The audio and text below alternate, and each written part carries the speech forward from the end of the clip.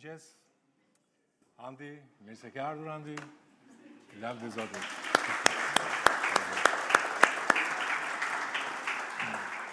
Shumë mirë njoh Zotit për ty, edhe për atë që ai ka bërë për ty.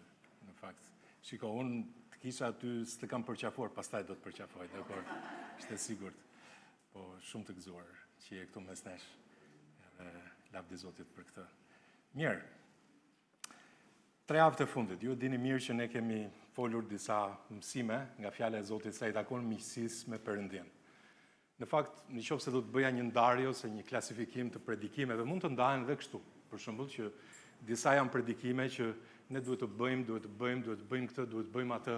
Dhe janë edhe predikime të tjera pastaj që flasin se si ta njohim Zotin më shumë.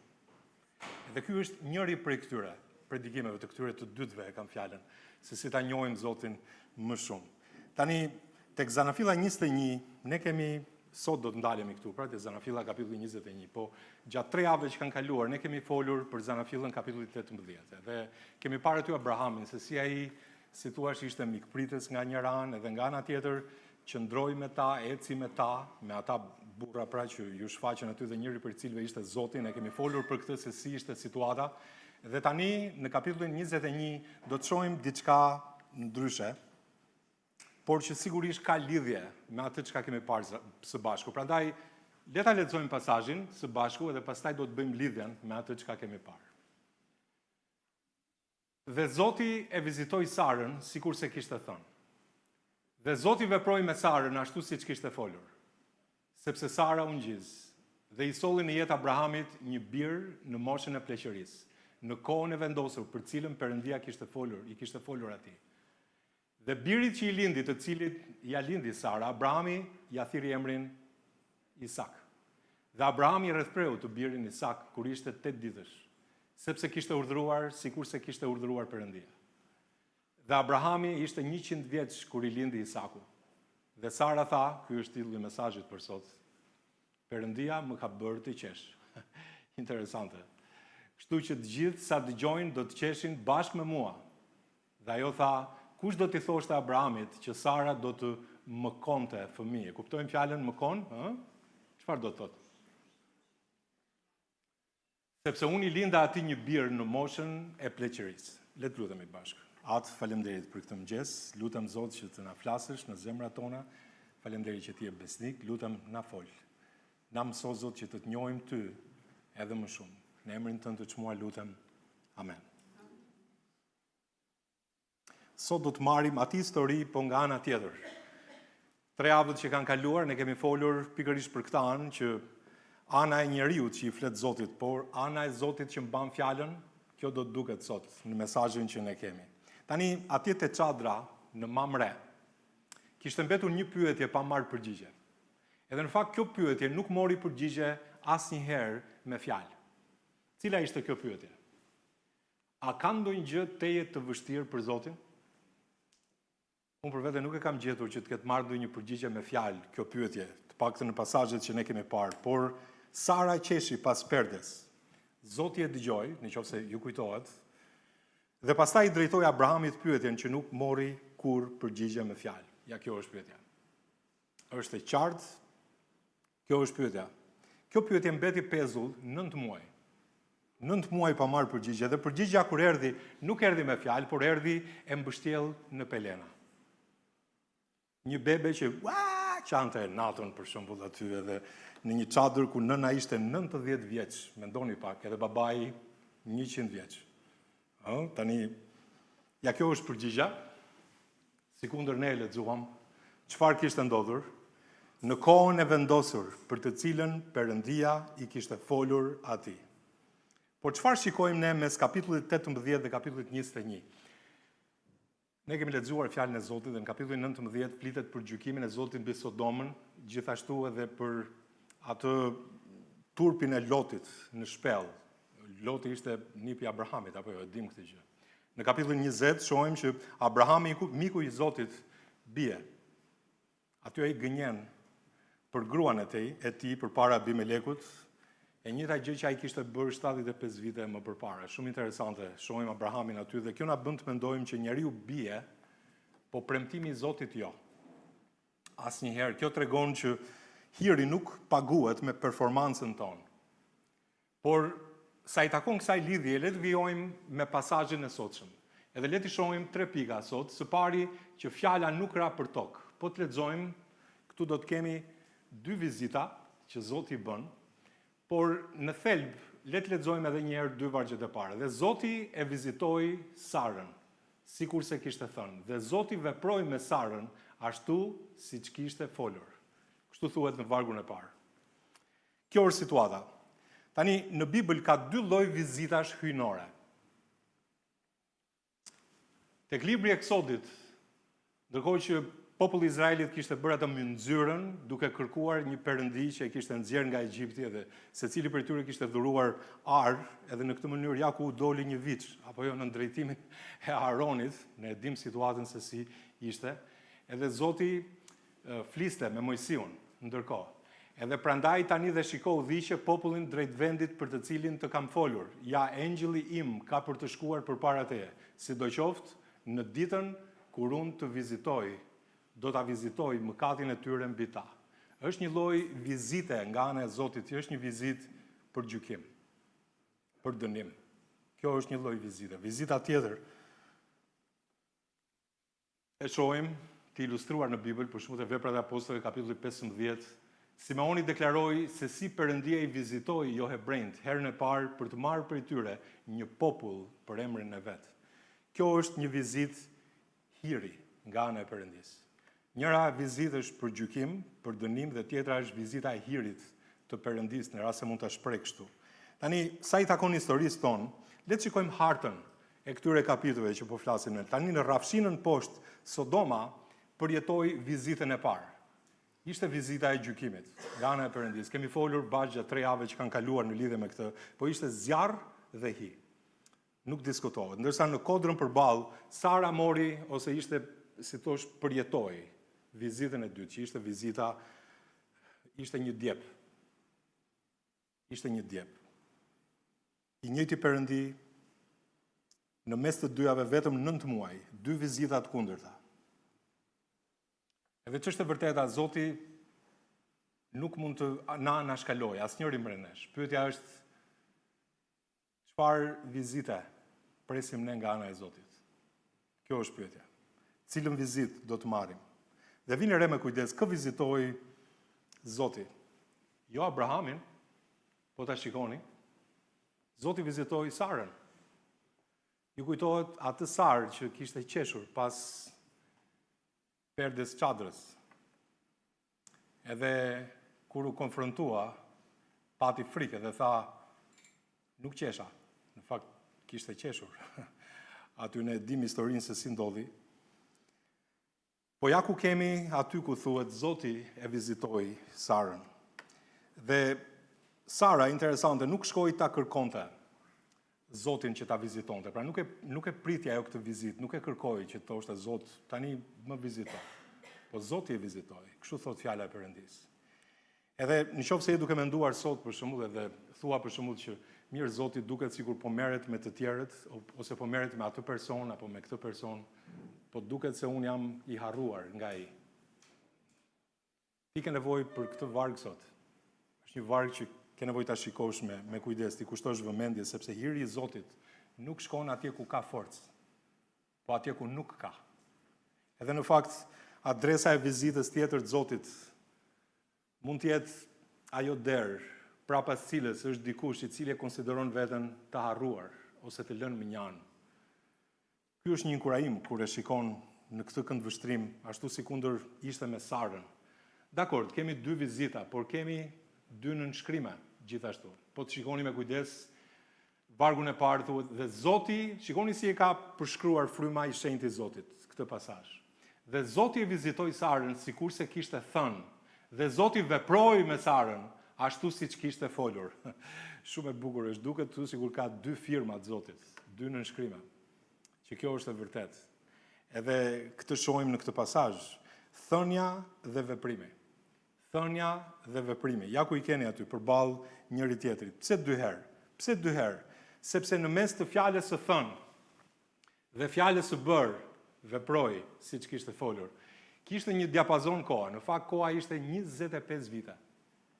25 vite, ndante të thënën nga e bëra, i themi ne. Kështu që fryma e shenjtë e Zotit do që në proces verbalin e mbetur të shkruar, jetë e qartë që nuk ka rënë për tokë asnjë rrokje nga fjala e Zotit.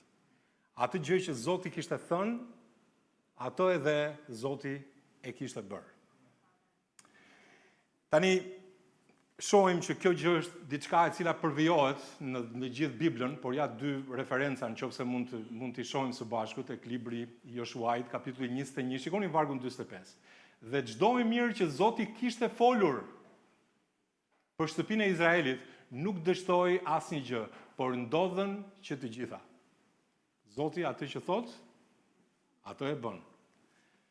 Tek libri i Numrave, kapitulli 23, Perëndia nuk është njeri që të gënjej, as biri njeriu që të pendohet, ai thot, por të mos e bëj, është një pyetje retorike, ato flas, por të mos e përkryej, do të thënë Zoti atë që thot, atë gjë e bën. Edhe kjo gjë shërben si një melhem, shërben si një ilaç për çdo besimtar i cili është i lodhur nga pritja. Edhe Zoti ka vetëm një zë. Ai zë i Zotit shkon nga fillimi në fund, rase mund ta them unë kështu është që ndarja midis të thënës dhe të bërës është vetëm çështja e kohës. Mirpo Zoti kur niset diçka, kur e nis diçka e çon deri në fund. Ndërkohë që tek ne fjala shkon nga njëra anë dhe vepra nga ana tjetër.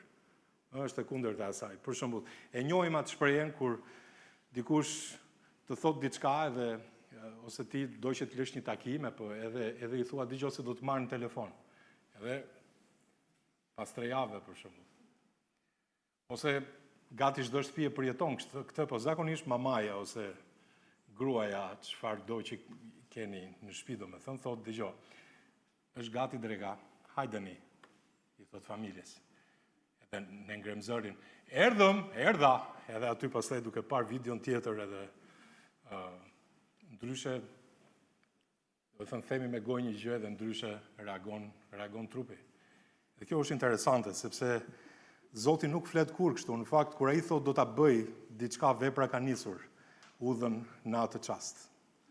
Po një gjë duhet vëmë re në lidhje me vonesën, sepse ky është një element goxha i rëndësishëm, është që vonesa e Zotit nuk është si vonesa jonë. Vonesa e Zotit nuk është harres. Derisa ne harrojmë, shpeshherë harrojmë. Ndoshta mund ta mbaj mend që duhet bërë, po e lëm në harres një gjë të tillë dhe nuk i kthehemi asaj. Në fakt tek fjala e Perëndis, letra e 2 të Korintësve, kapitulli i parë dhe vargu 20, apostulli Paul thotë sepse të gjitha premtimet e Perëndis janë në të po. Dhe në të amen. Për lavdi të Perëndis nëpërmjet nesh, Zoti merr lavdi. Amen. Por premtimet e Zotit janë po. Në ato janë amen. Edhe kjo është diçka vërtet e bukur.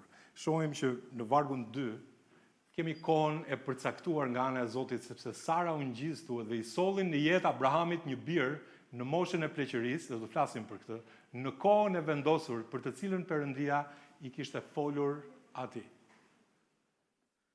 Në kohën e vendosur.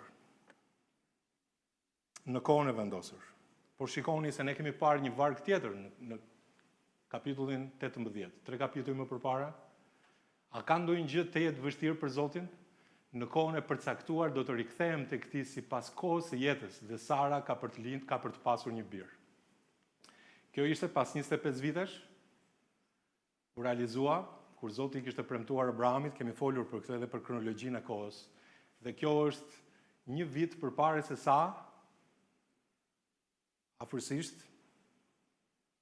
por koha e përcaktuar cila ishte, si pas kohës së jetës. Sa i duhet një foshnjë që të lind? 9 muaj. 9 muaj. Si pas kohës së jetës. Edhe Zoti kishte lënë një takim, tha unë do të kthehem tek ti, do të rikthehem tek ti, si pas kohës së jetës, Zoti do ta mbante fjalën. Edhe ja ku kemi këtë takim, është proces verbali, ky kapitulli 21, një takimi që u realizua pa asnjë ditë vonesë. Pa asnjë ditë vonesë. Për sa i duhej një foshnjë për të ardhur në botë. Koha e vendosur, koha e përcaktuar. Zoti është besnik. Shikoni se Bibla është e lidhur, pa diskutim. Kjo gjë përvijohet gjithashtu edhe kjo në të gjithë Biblën. Për shembull Habakuku ishte ai që u ankua pak edhe tha, po mirë, tha, pse vizioni i Zotit nuk po realizohet në kohë? Pse nuk po realizohet në kohë? Edhe shikoni se vizioni është ende për një kohë të përcaktuar, por në përfundim ka për të folur dhe s'gënjen. Edhe po u zgjat, prit në të, sepse do të vi me siguri, nuk do të vonohet. Shpeshherë ne themi, Zoti vonon, duket se zgjat për ne, ndërkohë që Zoti nuk vonon, ai është i përpikt në kohën e tij. Edhe ai nuk vonohet kurrë. Vonesë do të thotë kalosh një orë, të kalosh një orar të caktuar dhe Zoti nuk ka ndodhur me Zotin ndonjëherë kjo gjë gjatë gjithë historisë. Ai e mbajti edhe takimin më të madh të historisë. Për shembull, sa i takon birit të tij. Te Galatasit 4 thuhet, po kur erdhi plotësia e kohës, Perëndia dërgoi birin e tij, bërë për gruaj, bërë nën ligjin. Pra çfarë tregon kjo? Që Zoti është i përpikt. A kur ai e ka caktuar, këtë gjë do ta bëjë në një orë të caktuar. Kështu ndodhi me Isakun, kështu ndodhi me birin e tij, Jezu Krisht. Edhe a mendojmë ne që Zoti në jetën tonë punon me hamendje? Zoti është i saktë. Ai çdo gjë e bën në kohën e duhur, në kohën e tij. Ndërkohë që le ta pranojmë të vërtetën, kjo është gjëja më e vështirë sa i takon besimit në jetën tonë. Ne i duam gjërat shpejt, nxitohemi, i duam menjëherë. Ne jetojmë në këtë kohë ku gjithçka duhet të jetë e menjëhershme. Hapim telefonin edhe nuk presim dot 2 sekonda sa të hapet një website dhe kur nuk hapet ja bëjmë kështu. Ja bëjmë, domethënë, është bllokuar telefoni, nuk e di, domethënë, por që edhe mikrovala na duket e ngadalt. Ne jetojmë në një brez të tillë, në një kohë të tillë, edhe e çojmë orarin tek dera e Zotit dhe i themi, Zot, kam 3 javë që lutem për këtë dhe ti s'më ke kthyer përgjigje dhe nuk e bëre këtë gjë. Tani mendoni pak në historinë tonë. 25 vjet. Ha, si thua? 25 vjet nga premtimi tek djepi. 25 vjet. Dhe vonesat e tij nuk janë refuzim, është faktora e Zotit nuk ka atë butonin për shtyrje. Ka alarm, patjetër, bie zilja. Po Zoti nuk nxiton kurrë. Ne nxitojmë. Profeti Isaia, shikoni me vëmendje, prandaj kështu thot Zoti Perëndi, ja në Sion, unë shtroj për themel një gur të sprovuar, një gur cepi të lëmuar, të çmuar, një themel të sigurt, edhe vjen re pjesën e fundit vargut. Ai që beson s'ka për të ngutur. S'ka për të ngutur. Nxitimi tregon një besim të sëmur. Zoti ka kohën e tij në çdo gjë. Unë po ju ilustroj me një histori që ka ndodhur realisht, por në vitin 1813, ja po e lexoj pjesën e historisë, misionari Adoniram Judson zbriti me gruan e tij në brigjet e Burmës, Birmani, themi ne në kohët moderne, po tani nuk quhet më Burma, si quhet? Myanmar, e ka ndryshuar emrin, nëse keni dëgjuar për këtë. Është i njohur, ka ndodhur stuhi ndodhin zakonisht aty. Tërmete, tornado, të mëdha, do të thënë është. Nëse mësoi një nga gjuhët më të vështira të botës, ngriti një kasolle predikimi buz rrugës, varrosi fëmijën e vet të parë, u sëmur vet, predikoi vit pas viti dhe për 6 vjet nuk pati asnjë të kthyer te Zoti. Asnjë të vetëm. Për 6 vjet. Kur bordi i misionit i shkroi nga Amerika, i shqetësuar, dhe e pyeti ç'perspektiva perspektiva kishte puna. Përgjigjja e tij ka mbetur në histori. Aq të ndritura zotëri sa premtimet e Perëndisë. Dhe në 27 qershor 1819, në një pellg pranë një statuje të madhe të Budës, ai pagzoi burin e parë burmez të kthyer te Krishti, nga Burma pra. 3 vjet më vonë ishin 18. Sot, 2 shekuj më pas, Myanmari ka një nga bashkësitë e kishave më të mëdha të Azisë, janë kisha baptiste, nuk e di pse po. Po është ndër më të mëdha të Azisë dhe Bibla që lexojnë atje është ende përkthimi i Judson. 6 vjet heshtje, pastaj koha e përcaktuar. Koha e vendosur, shumë interesante. Kur një njeri është besnik në misionin e Zotit, Zoti ka pjesë për atë person. Sepse Zoti shpërblen, nuk diskutohet. Në historinë tonë, shumë interesante, thotë sepse Sara u ngjiz dhe i solli në jetë Abrahamit një bir, edhe vjen re, në moshën e pleqërisë thotë, në kohën e vendosur për cilën Perëndia i kishte folur atij, po pse kjo vonesë e gjatë? Sepse përgjigja është në këtë varg, thotë në moshën e pleqërisë. Tani, nëse Isaku do të kishte lindur kur Abrahami ishte 75 vjeç, në kohën kur mori premtimin nga ana e Zotit. E dini çfarë do të thoshte toka e Kananit, vendi i Kananit, do të thoshte e bëri natyra. Sepse me thënë drejtën nga pikpamja biologjike, një burr në moshën 75 vjeçare është i aftë plotësisht për të bërë fëmijë. Sigurisht që mekanizmi biologjik i riprodhimit tek një burr 75 vjeçar funksionon, por mosha sjell rënje të pjellorisë dhe një rritje të lehtë të rreziqeve mjekësore, si për shtatzanin edhe për fëmijën gjithashtu. Ana mjekësore, po në moshën 100 vjeç kur i ndodhi Abramit. Po pra, këtu nuk mbetet asnjë shpjegim tjetër që të thuaj natyra e bëri. Jo, në fakt, Zoti e bëri. Edhe Pali dëshmon për këtë gjë, ai e regjistronte letra drejtuar romakëve. Shikoni me vëmendje, në kapitullin 4, vargu 19 deri 21 thotë dhe mos qenë i dobët në besim, ai nuk e mori parasysh as trupin e vet tashmë të vdekur. Abrahami, bëhet fjalë për Abrahami, flitet edhe për Sarën më poshtë. Por thotë, kur që rreth 100 vjeç thotë, a dhe as vdekshmërinë e anit të barkut të Sarës, këtu bën fjalë edhe për Sarën, sa vjeç ishte Sara? 90. Dhe nuk u marra këmbë, pra nuk ju morën këmbët, nuk u lukund nga premtimi tek premtimi Perëndis nga mosbesimi, por ishte i fortë në besim duke i dhënë lavdi Perëndis dhe duke qenë plotësisht i bindur se atë që kishte premtuar, ai ishte i aftë ta kryente. Tani kjo është një mrekulli, ë? Le ta pranojmë këtë gjë. Ja do të flasim për këtë, se si ka mundësi që kjo mund të ketë ndodhur. Por trupin e vet tashmë të vdekur. Edhe ky është parimi që ne pam kur filluam atë serinë që përfunduam bashkë, që fryti lind ku vdes mishi. Fryti i Zotit lind ku vdes mishi. Edhe Zoti pret sa të mbarojë çdo mundësi njerëzore, nëse ai do të marrë lavdi, ai do të marrë kur vdes mishi, plotësisht. Edhe ky është parimi, për shembull, ju e mbani mend historinë tek Ungjilli i Gjonit që disa grek shkuan edhe pyetën Jezusin që donin që ta ndiqnin atë edhe Jezusi i tha atyre dëgjoj se nuk është aq e lehtë. Nëse do të më ndjekësh mua. Në të vërtetë po ju them një kokër gruri, përveç se po të bjerë në tokë të vdes, mbetet vetëm, por nëse vdes, ajo sjell në jetë shumë fryt. Ky është një parim i fortë. Edhe përballë kësaj rri ngjarja e errët e kapitullit 16 tek libri i Zanafillit. Ne dim shumë mirë që kur pritja u zgjat, Abrahami dhe Sara vendosën të ndihmonin Zotin, që ai të mbante premtimin. Edhe çfarë ndodhi? Ja që ai me lejen e gruas tij shkoi tek shërbëtori apo hyri tek ajo. Edhe ja ku doli Ishmaeli. Interesante sepse 4000 vjet më vonë ajo ndim ende zëfaqet e para të lajmeve në lindjen e mesme. Të gazetave në lindjen e mesme dhe situata se si është sot.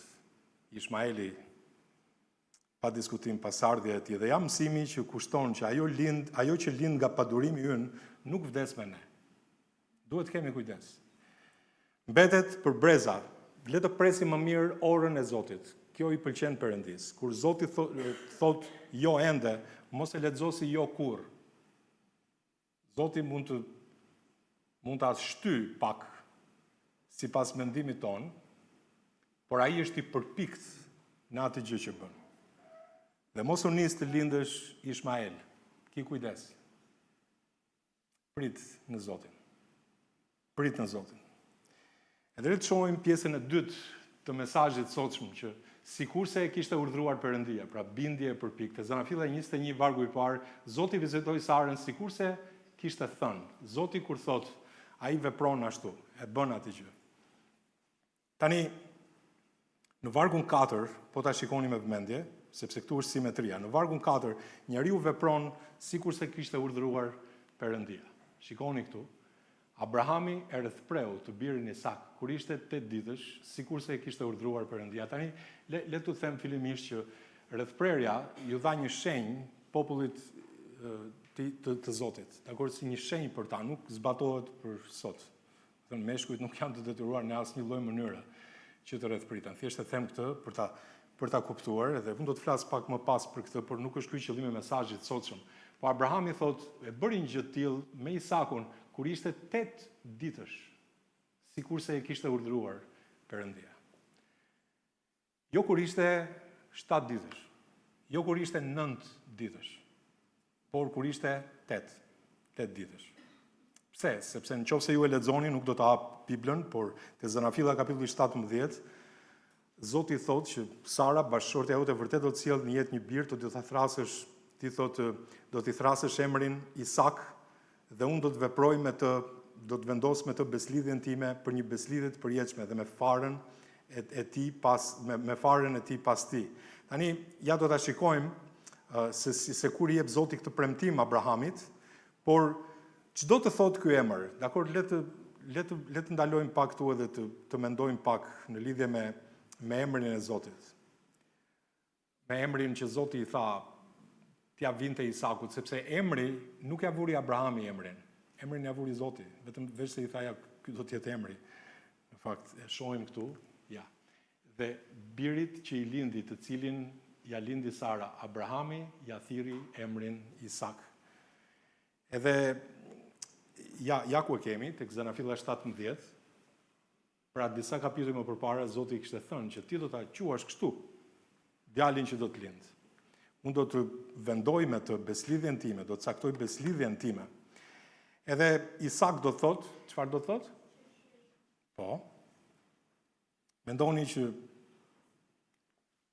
para se Zoti të realizonte premtimin e tij, kur ai e dëgjoi atë në kapitullin 17, ja ku jemi, në vargun 19, 25 vite më përpara, Abrahami ra me fytyrë për tokë, thotë, dhe qeshi dhe tha në zemrën e vet.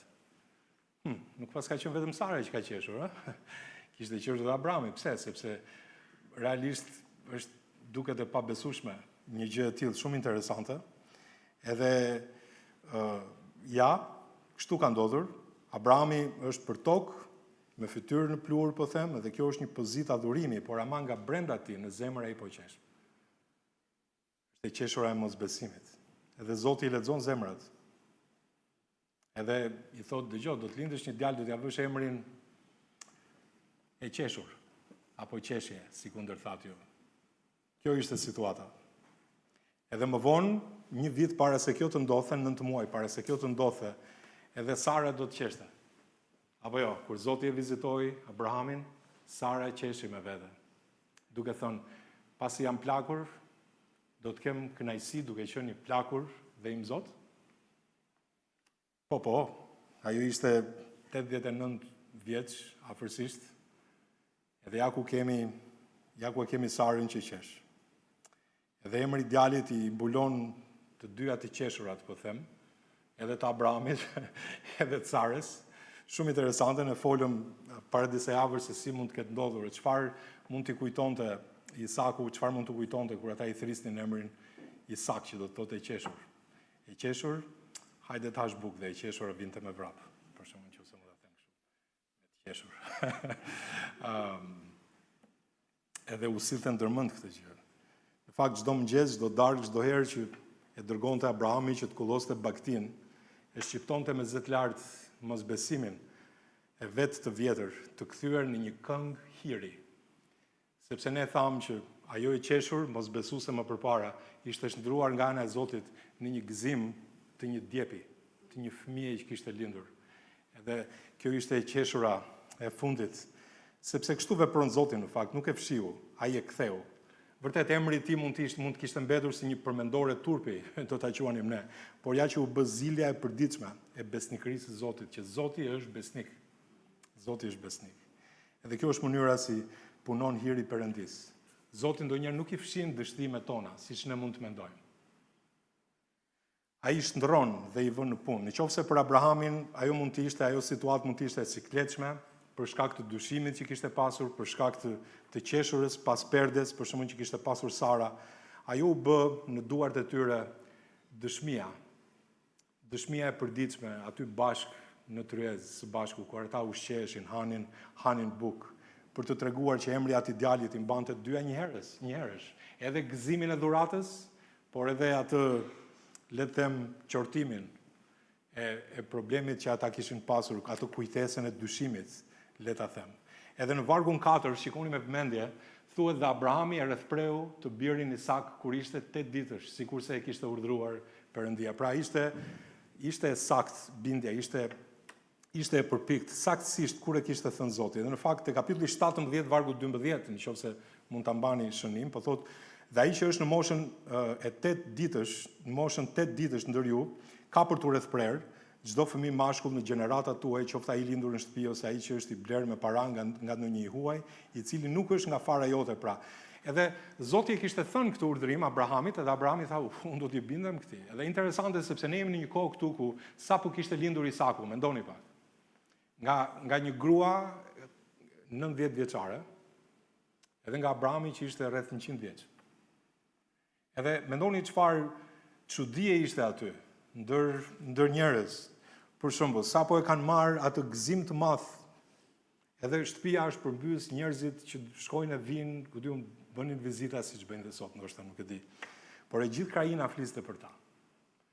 Edhe me njerë pasi kishte ndodhur ajo gjë, në moshën 8 ditësh, Abrahami i moshuar merr thikën edhe kryen atë lloj vepre disi të dhimbshme për beben, për foshqen. Ashtu siç kishte thënë Zoti. Pra bekimi i madh që kishte marrë nuk e bëri të shkujdesur ndaj urdhrit të Perëndis. Prandaj Abrahami i quhet miku i Zotit, sepse kishte këtë zemër. Edhe ne na ndodh për shembull që shpeshherë kujtohemi për Zotin kur duam të marrim diçka prej tij. Edhe e harrojmë Zotin kur sapo ai na ka dhënë diçka. Prova e vërtetë e bindjes nuk vjen në ditët e zbrasta. Vjen një javë pas përgjigjes lutjes. Ditën e 8 thuhet aty. Aty erdhi prova. Do t'i bindej Zotit ai për këtë? E kish dëgjuar me vëmendje? 8 ditë, çfarë duhet bënte? Interesante. Pse pikërisht dita e 8, në gjuhën e shkrimit, e 8-a është numri i fillimit të ri. E 7-a mbyll javën, ndërkohë e 8-a hap një javë të re. Por sigurisht le të kuptojmë që me lindjen e parë ka diçka që nuk shkon. Zoti po pikturon një pikturë. Duhet ndërhyr, sepse me lindjen e parë ka diçka, në lindjen e parë ka diçka që nuk shkon. Edhe shikoni si e përshkruan Pali këtë nga ana frymërore. Për ne në kohën e kishës sot, sikur unë e thash pak më përpara, nuk është e nevojshme as pak rrethprerja, nuk është për besimtarët sot. Te Kolosianët kapitulli 2 dhe vargu 10 deri 14, apostulli Paul tregon që gjithçka që ishte bërë për popullin e Zotit në dhjetën e vjetër është një figurë për ne nga ana frymërore. Prandaj thotë që dhe ju jeni të plot në të, në Krishtin, i cili është kreu i gjithë principatës dhe pushtetit, në të cilin gjithashtu ju jeni rrethprer, thotë, me rrethprerjen e bërë pa duar. Pra nuk është bërë me dorë njeriu. Është një rrethprerje frymërore. Në heqjen e trupit të mëkateve të mishit me anë të rrethprerjes së Krishtit, varrosur bashkë me të në pagëzim, në cilin gjithashtu ju jeni çuar bashkë me të nëpërmjet besimit të operimit të Perëndis, i cili e ka çuar atë prej së vdekuris, dhe ju, duke qenë të vdekur në mëkatet tuaja dhe në parrethprerjen e mishit tuaj, ai ju ka ngjallur bashkë me të duke ja falur të gjitha shkeljet, duke rresitur, pra duke, si thua, fashitur, duke e zhvlerësuar dokumentin, dorëshkrimin e urdhresave që ishte kundër nesh, që ishte në kundërshtim me ne, duke hequr atë nga udha dhe duke gozhduar në kryqin e tij. Po sa e bukur, në cilin në Krishtin ne jemi rrethprer, me rrethprerjen, jo me rrethprerjen njerëzore. Zoti na dha një, le të them, bëri një njeri të brendshëm, i cili është i ri brenda nesh, është ai njeriu i ri, është ajo fillesa e re. Edhe me të vërtet, kjo gjë ka ndodhur në ne nga ana frymërore. Edhe prandaj, këtu është mësimi që as biri premtimit, që ishte Isaku, nuk u përjashtua. Tani, le ta marrim këtë si një zbatim praktik për shembull. Ky Isaku kishte prindin më besimtar në botë, që ishte Abrahami. Ky njeri kishte, le të them, çadrën më të bekuar në dhe, mbi faqen e dheut. Ky njeri kishte emrin të vënë nga ana e Perëndis. E megjithatë, ju desh rreth prerja. Nuk është interesante? Cili është zbatimi për ne? Që një njeri mund të jetë fetar, edhe i krishterë mund të jetë fetar, nga prindrit, nga trashëgimia. Jo, mund të jesh fetar, po ke nevojë për Krishtin. Ke nevojë për Krishtin. Edhe ky është një zbatim që ne marrim këtu. Shikoni diçka shumë të bukur nga fjala e Zotit këtu, në lidhje me moshën. Thotë Abrahami ishte 100 vjeç kur lindi Isaku. Tani, pse ndalon fryma i shenjtë rrëfimin dhe na ka dhënë një shifër? Pse duhet ta jep të shifrën? Në fundit çfarë duhet ne? Sa vjeç do të ishte Abrahami? Le të ishte sa donte. A mos ndoshta Zoti është duke pikturuar diçka në këtë gjë që ne po shohim së bashku, sepse ne do ta kalonim këtë si një detaj gjendje civile. Po asnjë gjë në Bibël nuk është mbushje faqe, kështu kot. Zoti ka sigurisht një arsye dhe shikoni 2 herë brenda 7 vargjeve përsëritet e njëjta shprehje. Sepse Sara u ngjis dhe i solli në jetë Abrahamit një bir, thot, në moshën e pleqërisë. Në kohën e vendosur për cilën Perëndia kishte folur atë. Shikoni në vargun 7. Dhe ajo tha, kush do t'i thoshte Abrahamit që Sara do të më konte fëmijë, sepse unë i linda atij një bir, thot, në moshën e pleqërisë. Zoti këtu nuk duket sikur po numëron vite, sesa si thua po pikturon një portret. Shikoni ku e ka përdorur më parë Bibla këtë shprehje, për një bir tjetër shumë të dashur të një ati. Shikoni me vëmendje. Tani Izraeli e donte Jozefin më shumë se të gjithë bijtë e tij, sepse ai ishte biri i pleqërisë së tij. Dhe ai bëri një tunik të shumë ngjyrë. Interesante, Isaku dhe Jozefi, 2 nga figurat më të mëdha të Krishtit në gjithë Zanafillën, librin e Zanafillës, dhe të 2 secili quhen biri i pleqërisë. Edhe ky, Jozefi, edhe Isaku që ne po shohim bashkë. Dhe kur zbulesa vjen tek profeti Daniel, shikoni se si duket Perëndia në fronin e tij. Shikoni se si duket. Unë pash të Danieli në vizionet e natës, dhe ja një ngjashëm me birin e njeriut, erdhi me ret e qiellit. Dhe erdhi te kush? Tek i lashti ditëve, dhe e sollën atë pranë përpara tij. Tani është dikush që thotë është ngjashëm, thuhet, me birin e njeriut, sepse e di si është puna?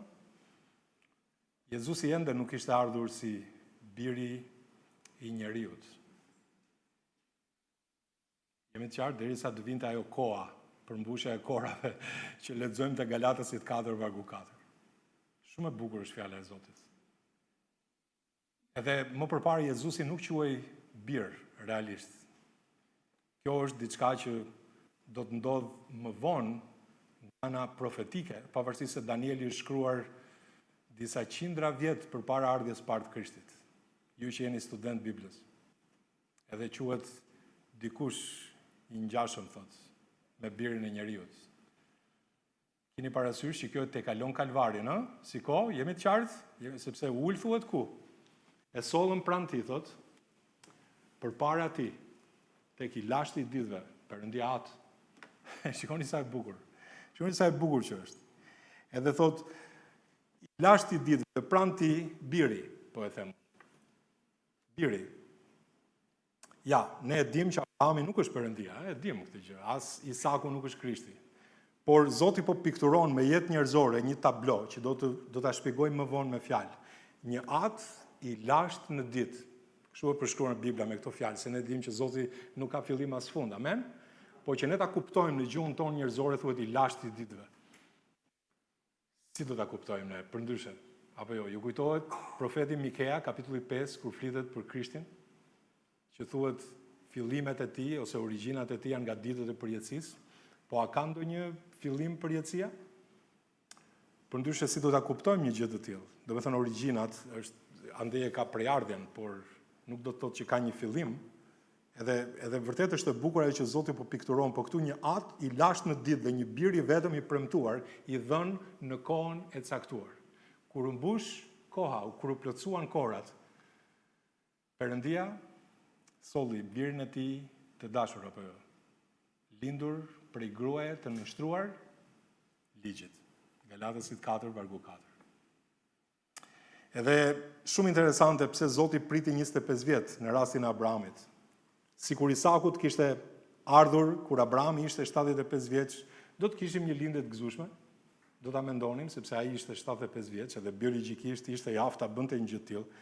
Por ai erdhi Isaku, pra kur Abrahami ishte 100 vjeç. Këtu po që kemi një profeci. Sepse vonesa nuk që munges interesi, po Zoti, a mos ndoshta ai po pikturonte një tablo gjithashtu, një i moshuar i lashtë dhe një bir pranë tij. Sa e bukur që është fjala e Zotit.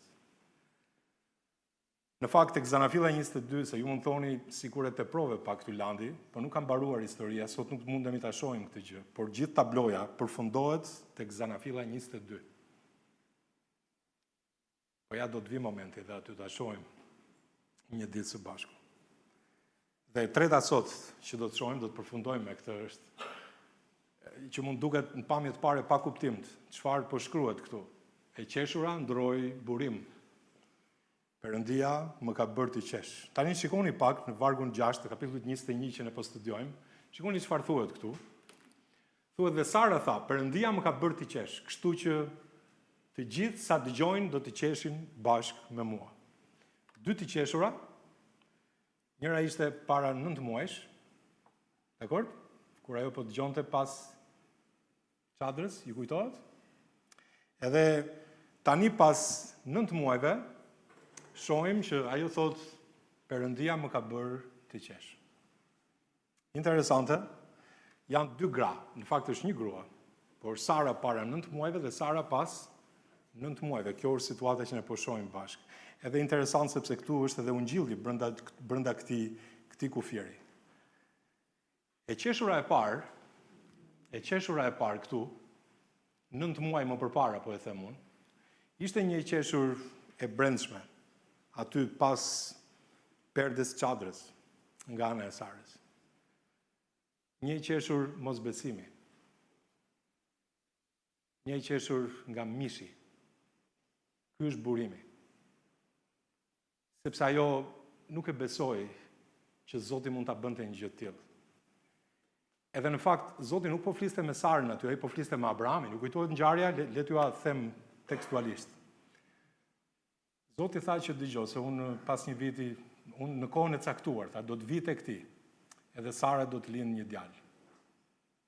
Edhe Sara, ndërkohë ishte duke dëgjuar, edhe qeshi.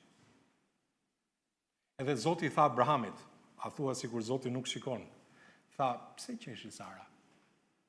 Sara nuk ishte aty. Interesante. Shumë interesante. Sara më pas kur u përball si tha, nuk qesha tha.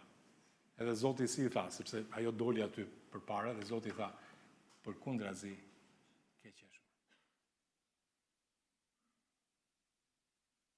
Interesante. Ja ku e kemi këtu. Sara e qeshe me vete, pastaj kur lindi Isaku te vargu më lart. E qeshura e dytë, shikoni pak. Kjo është e qeshura e dytë, kjo është e para. Po kjo është me zë. Kjo nuk është si e qeshura këtu me vete. Kjo është me zë, kjo është përpara të gjithë njerëzve, që ata ta dëgjojnë dhe të qeshin bashkë me Sarën. Kjo ishte një lloj tjetër e qeshure, po ta them kështu. E para lindi nga mosbesimi, e dyta ka autorin e vet, që është Zoti.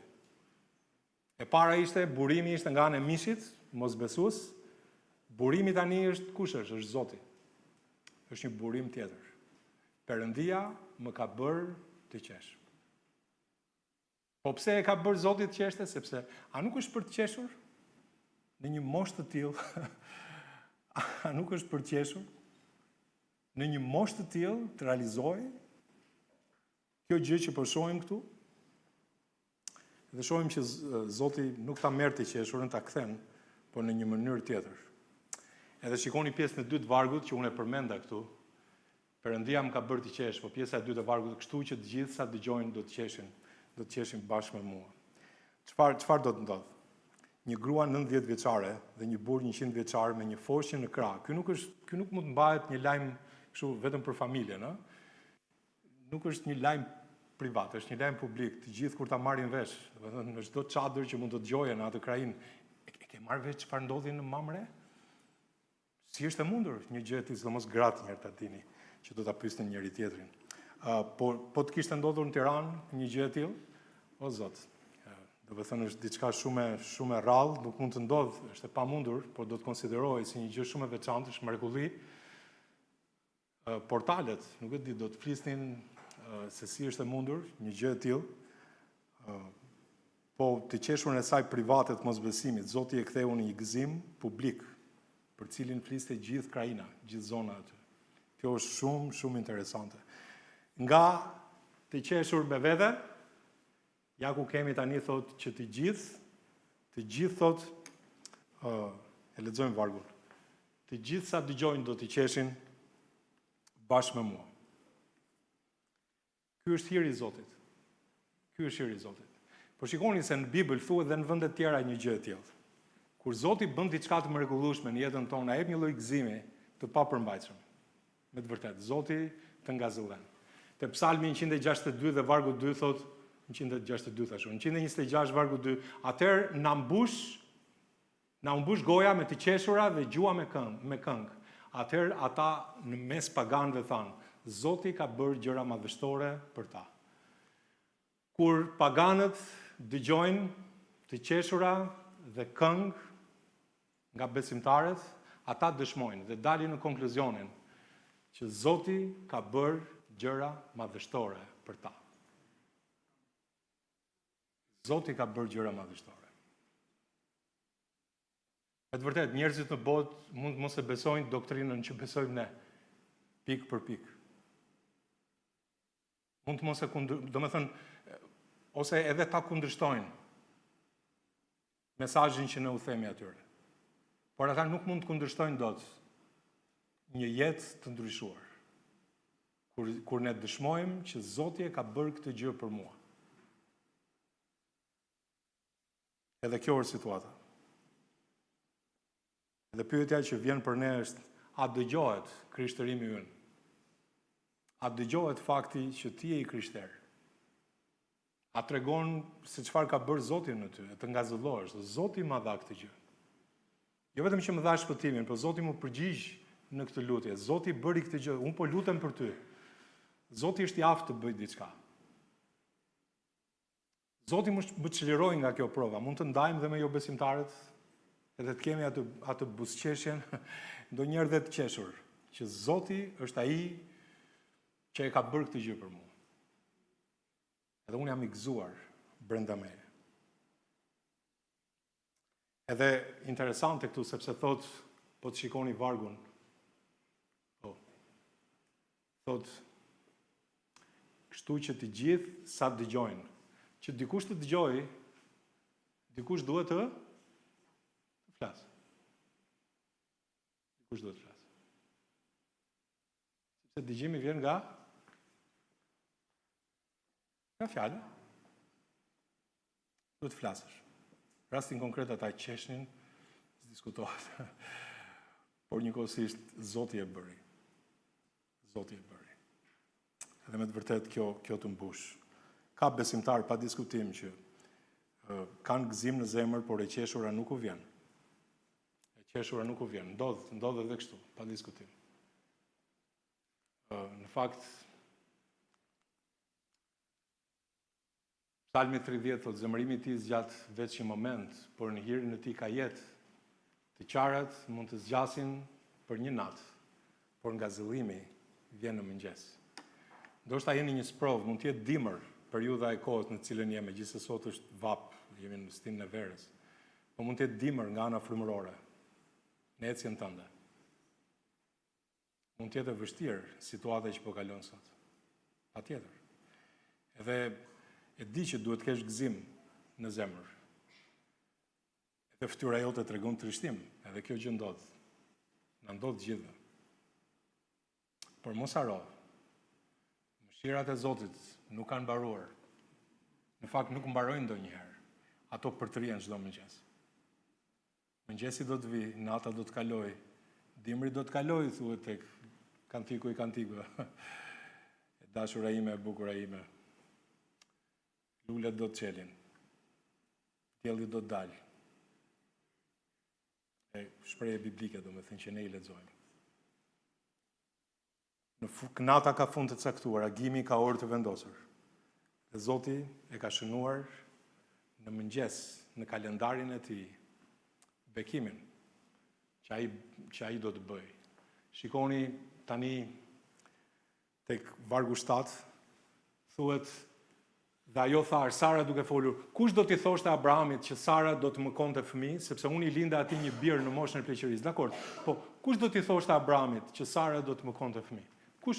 Kush mund ta thoshte një gjë? A mund ta thoshte një doktor? A mund ta thoshte një njeri i ditur? A mund ta thoshte një komshi apo një mik i tyre? Absolutisht nuk mund ta thoshte dot. Si mund të thuash ti që në një moshë të tillë këta të kishin fëmijë? Kush mund t'i thoshte Abrahamit? Kush mund t'ia thoshte një gjë të tillë? As Sara në mosbesimin e saj nuk mund t'ia thoshte dot Abrahamit një gjë të tillë. Kush mund t'ia thoshte? Ja, kjo është situata. Edhe Zoti është specialist i fjalisë, që askush nuk do të guxonte ta thoshte. Tani, nëse premtimet e tij do të kufizoheshin, edhe kjo është pika më e rëndësishme e mesazhit sot. Nëse premtimet e tij do të kufizoheshin në atë që njerëzit i quajnë të mundshme. Nëse premtimet e Zotit do të kufizoheshin në ato gjëra që njerëzit do t'i quanin të mundshme. Pra Zoti, ose kjo gjë mund të ndodh, kjo gjë mund të ndodh. Po për ato gjëra që janë të pamundura për njeriu. Çfarë do të thoshim ne për shembull për Isakun, për detin e kuq, hapjen e detit kuq? Çfarë do të thoshim ne për varrin bosh të Krishtit? Çfarë do të thoshim ne? Edhe kush po flet? Po flet një grua e cila kishte qeshur me fjalën e Perëndis, edhe kur u përball, nga që kishte frikë tha nuk qesha. Edhe nga goja e saj, ne po dëgjojmë këto fjalë, ku Zoti shkroi diçka, që ajo as nuk mbyll gojën dot tani. Të thotë që Zoti e bëri këtë gjë. Edhe ai më ka bërë të qesh, dhe le të qeshin të tjerët bashkë me mua. Ashtu qoftë. Le të jetë ky gëzim që un kam kontaminues, ngjitës. Sepse Zoti e ka bërë këtë gjë në jetën time. Goja e saj nuk pushon. Zoti është besnik. Po e dini çfarë është e mahnitshme? Kur në dhjatën e re, Zoti jep një dëshmi për Sarën, ai nuk e përmend qeshjen e saj. Shikoni me vëmendje. Tek Hebrejnë 11, me anë të besimit, edhe vetë Sara mori forcë për t'u ngjizur me far dhe lindi një fëmijë, kur ajo ishte përtej moshës, sepse i gjykoi besnik atë që ja kishte premtuar. Ne thamë që te Romakët 4 Zoti nuk përmend qeshjen e Abrahamit. Këtu nuk përmend të qeshurën e Sarës. Tek Hebrejnë kapitulli 11 nuk përmend Rahabin që ajo gënjeu, por tha me anë të besimit Rahabi veproi ashtu siç veproi. Tek Jakobi kapitulli 5 mund ta lexoni bashk, Zoti flet aty për Jobin, edhe Zoti flet për Jobin, por nuk përmend disa ankesa të Jobit. Por tha që Jobi është i drejtë. Dini çfarë do të thotë kjo? Që miku ta thotë të vërtetën në sy. Edhe nga kjo pjesë, nga Sara në dhjatën e vjetër, deri tek Hebrejnë 11, ku ne po lexojmë së bashku, është kryqi i Krishtit në mes. Zoti shlyen mëkatet e njerëzve në dhjatën e vjetër që ishin bërë në kohën e durimit të Perëndis përpara ardhjes Krishtit. Lexoni Romakët 3 vargu 25. Sepse Zoti është besnik. Ai ta thonë të vërtetën, e përballi, ata si thua korrën atë që kishin mbjell, patën probleme pafund në dhjatën e vjetër, gjithë ata që nuk e morën seriozisht fjalën e Perëndis, për këtë të jeni të qartë. Por gjaku i Krishtit nuk ishte pa vlerë. Nuk është pa vlerë për asgjë. Ai është i çmuar. Ai është i çmuar. Le të ulim kokën gjithë.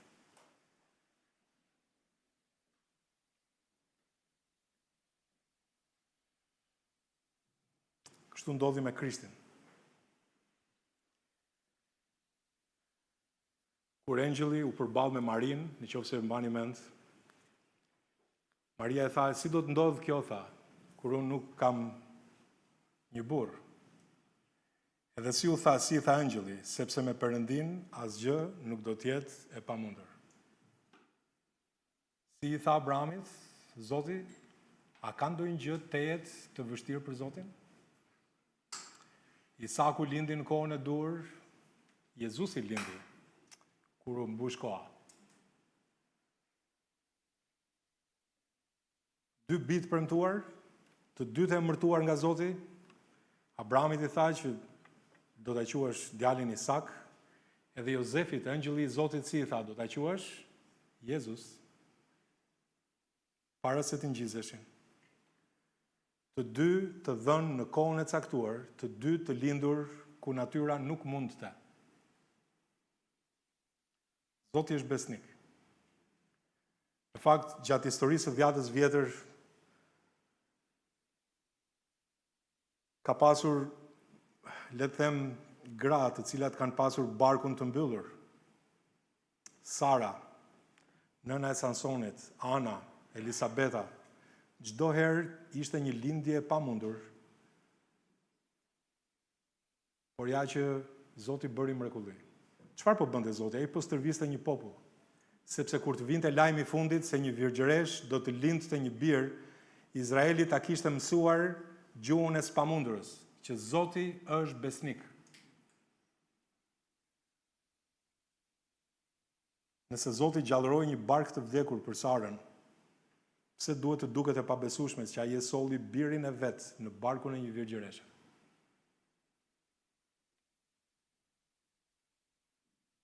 Lavdi Zotit. Ai është besnik. Ati Krisht, Zotit ton, ne kemi besuar jetën. Pse? Sepse ai vdiq në kryq për ne. Nëse dëshiron të komunikosh me Zotin në lidhje me besimin tënd, në lidhje me fjalën, a mund t'i thuar Zotit, Zot, unë dua të të njoh më shumë, ashtu si Sara të njohë ty. Unë dua që njerëzit rreth e rrotull meje të shikojnë gëzimin që unë kam në zemër. Si tha Sara, Zoti më bëri të qesh. Dhe dua që të gjithë njerëzit që dëgjojnë të qeshin bashkë me mua. A mundet që krishtërimi yt, besimi yt të duket nga të tjerët, të mos jetë i heshtur? A mund të tregosh të tjerëve të shikojnë tek ty jo vetëm një fytyrë të ngrysur, sikur të ka rënë hallet e botës mbi supe, por të shikojnë një person jeta e cilit është mbi natyrshme, që i ke besuar jetën tënde Krishtit, që ai të ka dhënë ty jetën e përjetshme, që Zoti është besnik në përgjigjet e lutjes, apo ndoshta nuk e ke atë buzëqeshje asnjëherë, sepse jeta ndjek botën, sistemin e botës, sjelljen e botës, mendimet e saj, veprimet e saj. A mund të qesh fytyra jote, sepse Zoti ka bërë diçka në jetën tënde? A mund të jetë e qeshura jote kontaminuese, gjithse tek të tjerët? Që kjo botë, që njerëzit rreth e rrotull teje të shikojnë që Zoti të cilit ne i besojmë është Zoti i paqes, është Zoti i çlirimit, por është Zoti i gëzimit gjithashtu. Që t'jep gëzimin e jetës përjetshme. A shohin njerëzit në botë gëzimin në provat që ne kemi? Nëse Zoti të ka folur, mund t'i thuash atij, Zot, unë dua që jeta ime të jetë ndryshe, sepse ti je besnik.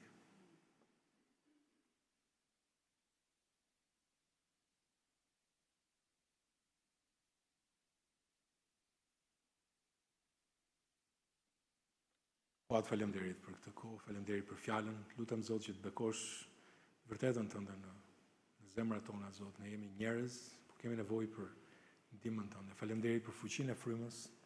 Faleminderit Zot për besnikërinë tënde, Zot. Faleminderit që mund ta tregojmë gëzimin që ti ke vënë në zemrat tona. Zot, është vërtet gëzim. Sepse ti je burimi, Zot, i bekimeve. Faleminderit që ti na e prova gjithashtu që ky gëzim që bota i quan absurditet edhe në provë, të sjellë ndryshim në jetët e kësaj bote, Zot. E ti çosh ata te Krishti.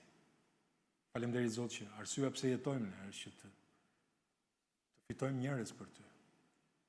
O Zot, na ndihmo që të jemi njerëz që ndikojmë në këtë botë, që të tjerët dëgjojnë. Që krishterimi që kemi, Zot, të flasë me zë të lartë. Sepse ti je i denjë, Zot.